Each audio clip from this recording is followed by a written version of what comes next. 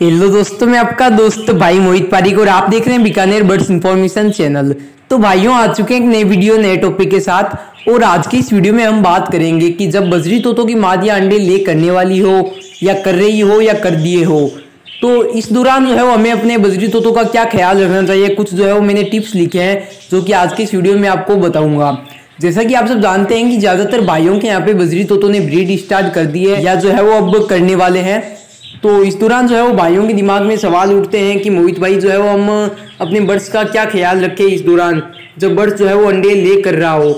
तो दोस्तों, आज का ये वीडियो काफ़ी इन्फॉर्मेटिव होने वाला है, तो वीडियो के साथ बने रहे आखिर तक, आपको आखिर तक नॉलेजेबल पॉइंट मिलते रहेंगे। तो चलते हैं वीडियो की तरफ।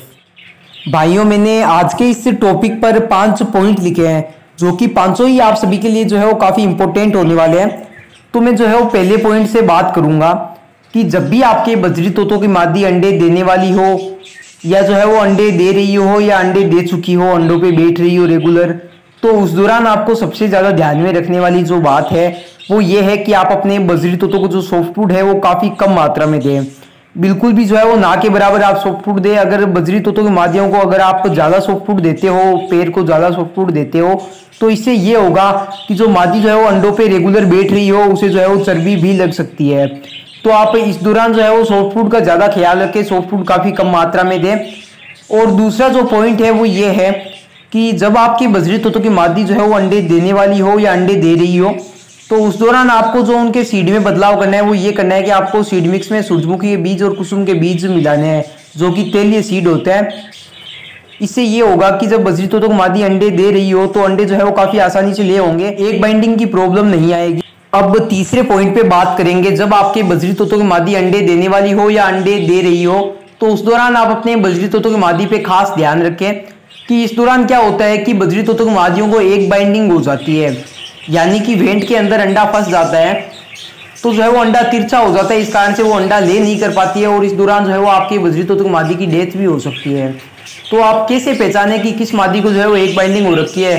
तो एक बाइंडिंग जिस मादी को होती है तो वो जो है वो काफ़ी कम उड़ पाती है, उड़ ही नहीं पाती और जो है वो एक जगह बैठी रहती है, जैसे हांडी बॉक्स के अंदर ही बैठी रहती है और वो धीरे धीरे जो है वो खाना पानी भी छोड़ देती है, तो वो अंडा जो है वो फंसा रहता है। तो इस दौरान जो है वो बर्ड्स की जो है वो डेथ भी हो जाती है मादी की। तो आप खास ख्याल ये रखें कि जो है वो आप नज़र रखें कि जो है वो कौन कौन सी मादियाँ जो है वो अंदर ही बैठी है और कौन कौन सी बाहर निकल रही है। और आप जो है वो हो सके तो एक एक दिन के गैप से जो है वो आप चेक भी करते रहें जब बजरी तोतों की मादियाँ अंडे दे रही हो। तो जो है वो आप इस तरीके से भी ना करें कि रोजाना 2-3 बार आप अंदर घुस रहे हैं और देख रहे हैं, इससे जो है वो बर्ड्स डिस्टर्ब भी हो सकते हैं। आप रोजाना एक बार भी चेक कर सकते हैं अपने बर्ड्स को कि किसी बर्ड्स को एक बाइंडिंग तो नहीं हो रखी।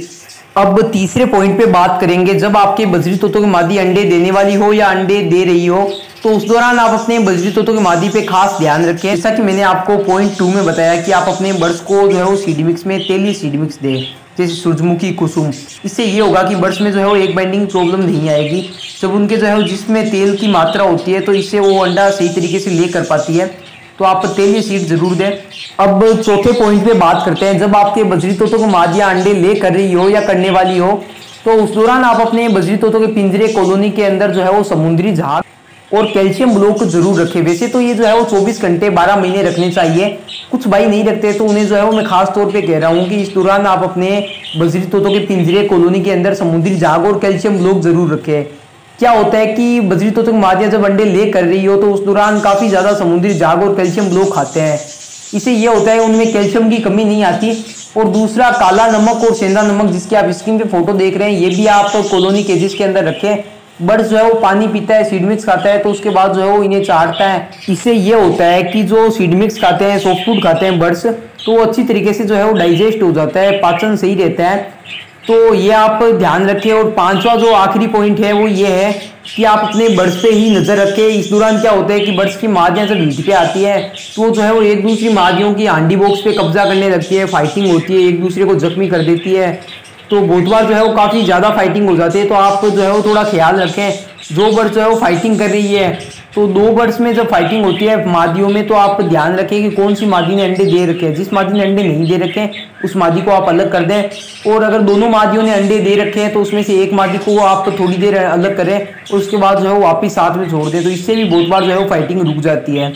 तो आप इन सब बातों का ख्याल रखें। तो आपको वीडियो कैसा लगा ये आप कमेंट करके जरूर बताएं, और अगर आपको वीडियो अच्छा लगे तो वीडियो को लाइक करें। तो बाय बाय फ्रेंड्स, फिर मिलेंगे एक नए वीडियो नए टॉपिक के साथ। बीकानेर बर्ड्स इन्फॉर्मेशन चैनल के साथ जुड़ने के लिए चैनल को सब्सक्राइब करें। चैनल को सब्सक्राइब करने का कोई भी पैसा नहीं लगता। इससे आपको ये फायदा होगा, जब भी मैं कोई नया वीडियो अपलोड करूंगा तो उसकी नोटिफिकेशन सबसे पहले आपके मोबाइल फोन तक आ जाएगी और आप सबसे पहले वीडियो को देख सकेंगे।